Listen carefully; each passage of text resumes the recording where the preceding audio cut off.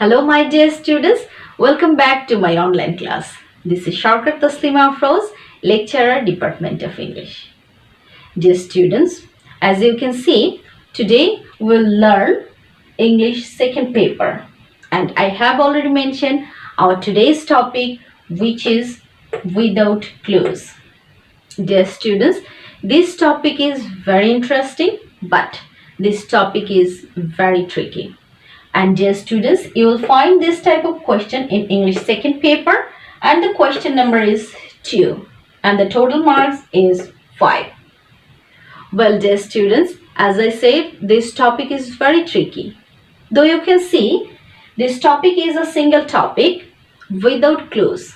But for answering this question, you have to have knowledge about different topics which are related to this topic without clues. You have to have knowledge about preposition, article, and parts of speech. So, my dear students, in my today's class, I will try to discuss everything, but it's not possible for me discuss everything in detail, but I will give you an overview about all the topics. And sure that after watching this video, you will be able to answer this topic without clues, and of course you will obtain very good marks. So dear students, now I need your full concentration, and I'm sure this will be very helpful for you. So now let's start. So my dear students, as you can see on the screen, I have mentioned here 3 topics. The topics are preposition, article, and parts of speech.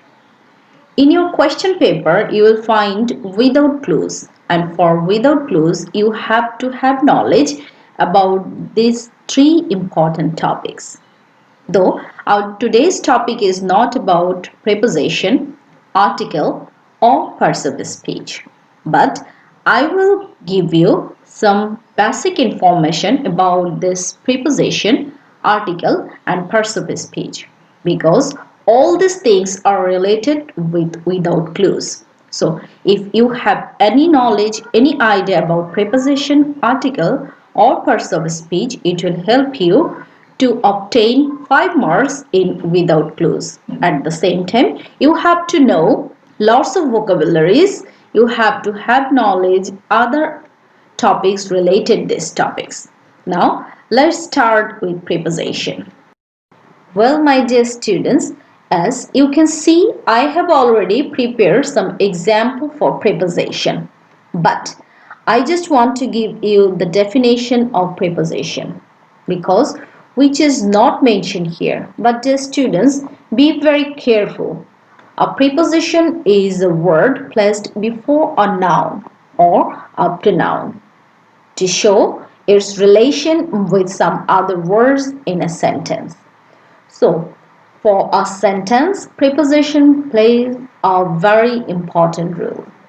Dear students, suppose you are talking about a book which is on the table. Here, table is a noun and you use here on, which is preposition. So, I'm sure it's very clear to you that preposition which placed before a noun or a pronoun. For what? To make its relation with some other word in a sentence. English grammar, there are different type of preposition, but I have mentioned here only few from them. As you can see on the screen, to, of, about, on, at, but, for, around, with, up, against, from, in. So, now I will discuss some of them and the uses of the preposition. Then it will be very clear to you. The uses. Here, to. Where to use to? First one is you can use to if you want to say or you want to describe about direction of something. Or you also can use to directed toward concerning. Or dear students, to show that two things are attached or connected. By this way, Dear students, you can use this preposition too. Well, dear students, next come after. What to use after? As you can see on the screen, what to use next to or following somebody or something in order. So by this way you can use after. There are lots of uses of after, but you can use this after by this two way, like number 2, behind somebody when they have left following somebody. By this way you also can use this word, that means this preposition after in a sentence. Well, dear students, now I will discuss about by. By, that means when near somebody or something, at the side of somebody or something, or beside somebody or something. This one is tricky, but you have to know the uses of this topic by. Number 2, you can use by to say past somebody or something. Well, dear students, there are lots of prepositions I have already mentioned, but you have to understand the uses and you have to practice. You have to know the rules of the preposition at home. So, well, dear students, I have already mentioned about preposition. Now, I will talk about article.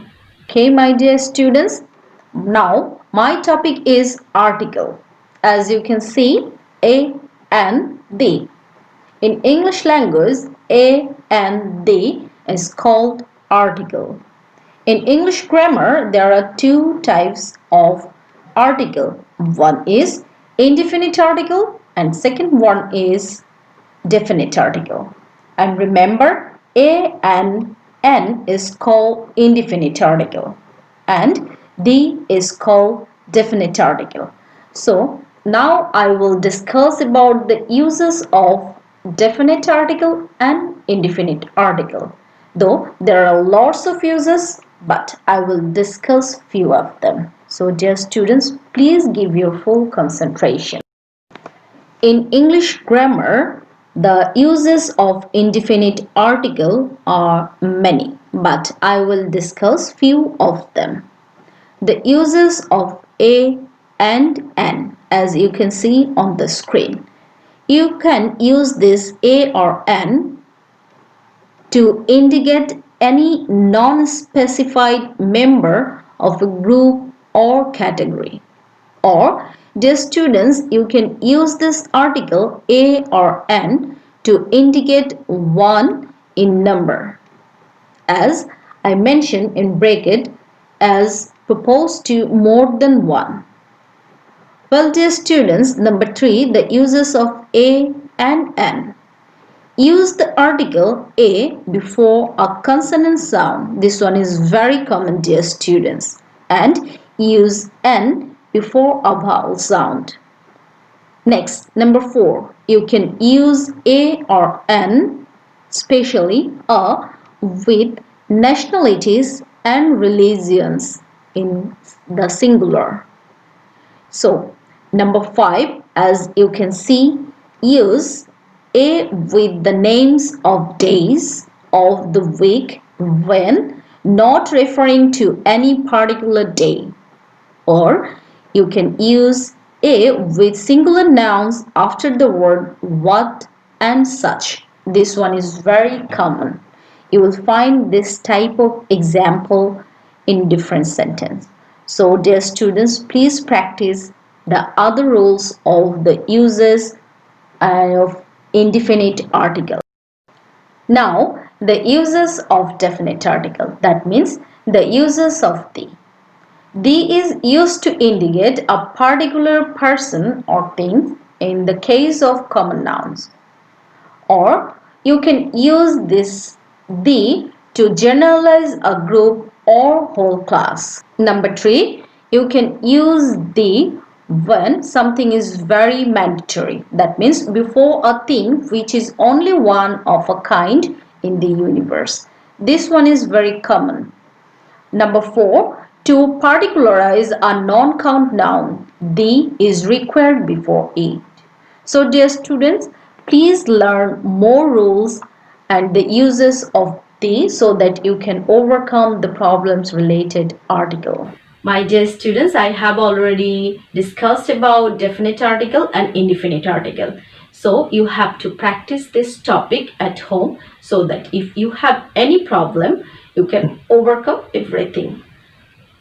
Well, dear students, now I will talk about parts of speech. Well, dear students, as you can see on the screen, parts of speech. I have mentioned here 8 types of parts of speech. But what is the definition of this topic, parts of speech? It's very important to understand. Remember, the different classes into which words are divided according to their function in a sentence are called parts of speech. So, dear students, in English grammar, there are 8 types of parts of speech, as you can see on the screen: noun, pronoun, adjective, verb, adverb, preposition, conjunction, and interjection. Dear students, as I said, everything is not possible to discuss in detail, but I try to give you an overview about all the topics. Preposition, which is already discussed. A noun is a word which denotes the name of a person, thing, place, quality, condition, etc. And next come pronoun. As you can see on the screen, I have given here some example, but I will discuss about pronoun. Remember, a pronoun is a word used instead of a noun. That means it is used to avoid the repetition of a noun or a noun phrase. In English grammar, there are 8 types of pronoun. I have prepared some example for you, as you can see on the screen, like I, you, he, she, like this. Now, my dear students, another important topic is adjective. What is the definition of adjective? I have already prepared here 4 examples for you, but it's very important for you to know the definition. Dear students, remember, an adjective is a word which qualifies a noun or a pronoun, or which adds something to its meaning. The example will help you to understand. As you can see, he writes meaningless letters. Here, meaningless is an adjective. Number 2, this shop is much nicer. Here, nicer is an adjective. Number 3, she wore a beautiful dress. And number 4, he is an adorable baby. By this way, you can use adjective in a sentence. Now, my dear students, verb. It's very simple. A verb basically describes doing something, being something, and having something. It's very simple. As you can see, the dog ran across the yard. Number 2, she left in a hurry. Number 4, she yelled when she hit her toe. Number 4, the cat sat by the window. Well, dear students, now how to use adverb in a sentence. Remember, dear students, an adverb is a word that modifies or adds something to the meaning of any parts of a speech, except a noun or pronoun. Now the uses, as you can see on the screen. This will help you to understand the uses of adverb in a sentence. Like, slowly she picked up the knife. Number 2, roughly he grabbed her arm. The town grew quickly after 1997. He waited patiently for his mother to arrive. So this is all about adverb. Now, dear student, conjunction. How to use conjunction in a sentence. For without clues, you have to know about conjunction as well. I am not going to discuss preposition because I have already discussed about preposition earlier. Now the definition of conjunction. Remember, dear student, a conjunction is a word which joins together 2 words, clauses, or sentences. In English grammar, there are 3 types of conjunctions. coordinating conjunctions, subordinating conjunction, and correlative conjunction. Now the uses of this topic, conjunctions. As you can see on the screen, I have mentioned already the topics. Actually, dear students, you will find interjection for without clues. Remember, interjection are those words which express certain feelings of mind. As you can see some examples on the screen, please follow all the examples and try to use interjection for without clues. So my dear students, I hope you understand all these three topics which are related to without clues. Well, dear students, now we will practice two sample questions, and I'm sure all the topics will be very helpful to solve this topic without clues.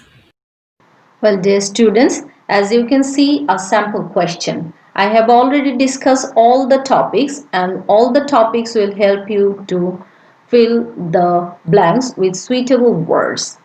Well, first one is there are so many dash behind students dash in English. First one you can write there are so many reasons behind students. Number B, failure in English.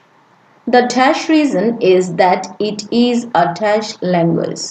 Well, the main reason is that it is a foreign language. So they have no good feeling dash English. You can use here preposition for English. Well, very few dash of them. You also can use here another preposition of. Very few of them are earnest dash learning it. You can use here in, like earnest in learning it. What they want is to cross the bar of examination. And lastly, that means therefore learning language is unpleasant and exam is fearful.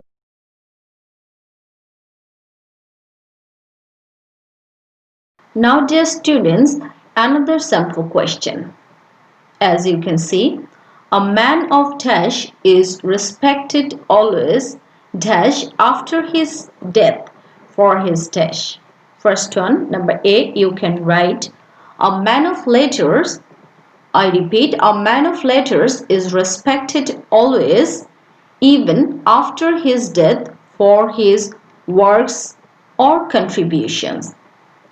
Next, he is an dash person who devotes himself with view to dash. You can write here number D, educated. He is an educated person who devotes himself with view to spreading or advancing education in the society.